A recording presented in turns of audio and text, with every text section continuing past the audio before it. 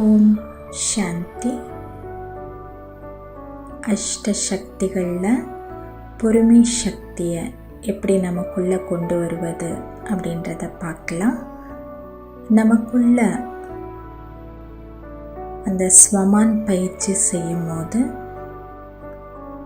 நம் மனதில் நிதானமாக அந்த பயிற்சி செய்யும் போது திரும்ப திரும்ப செய்யும் போது ஆழ்நிலை மனதில் அது பதிவாகி விடுகின்றது.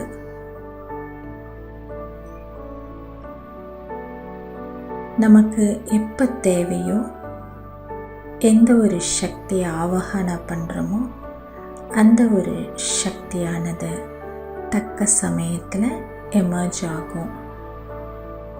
ஸோ மனதை நண்பனாக்கும் கலை, மனதிற்கு நாம் நல்ல விஷயங்களை சொல்லித்தரும்போது, மனதின் மீது அக்கறை எடுத்துக்கொள்ளும்போது, மனதிற்கு நல்ல ஒரு தூய எண்ணங்களின் உணவு அளிக்கும் போது மனம் நமக்கு நண்பனாக ஆகுகின்றது. ஸோ பொறுமை சக்திக்கு இந்த ஒரு பயிற்சி செய்யலாம்.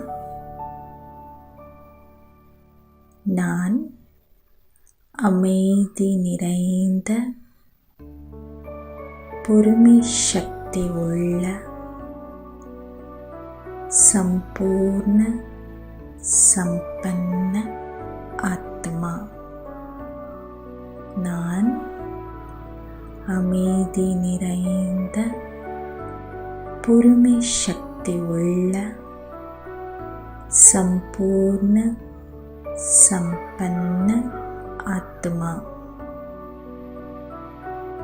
உள்நோக்கு முகமாகி சுயம் நான் என் மனதை கவனிக்கின்றேன். என் கவனம் மனதை நிதானப்படுத்துகின்றது. எனது கவனம் மனதின் நிதானம் பொறுமையை உண்டாக்குகின்றது. கவனம், நிதானம், பொறுமை. கவனம், நிதானம், பொறுமை. இந்த ஒரு சக்கரமானது எனக்குள் பொறுமை சக்தியை அதிகரிக்கின்றது.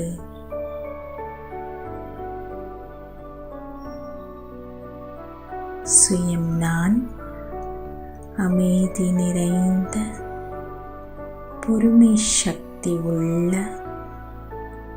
சம்பூர்ண சம்பன்ன ஆத்மா. நான் அமைதி நிறைந்த பொறுமை சக்தி உள்ள சம்பூர்ண சம்பன்ன ஃபரிஸ்தா.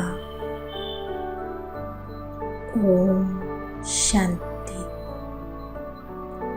ஓம் சாந்தி. ஓம் சாந்தி. இந்த ஒரு பயிற்சியினை சமயம் கிடைக்கும் போதெல்லாம் நம்ம ப்ராக்டிஸ் பண்ணும்போது நம் மனதில் அந்த ஒரு நிதானம், சாந்தம், பொறுமை இயல்பாக ஏற்படும். கூடவே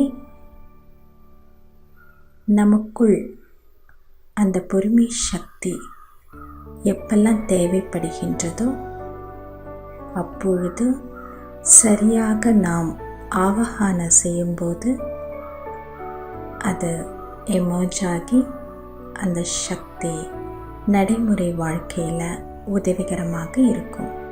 ஓம் சாந்தி.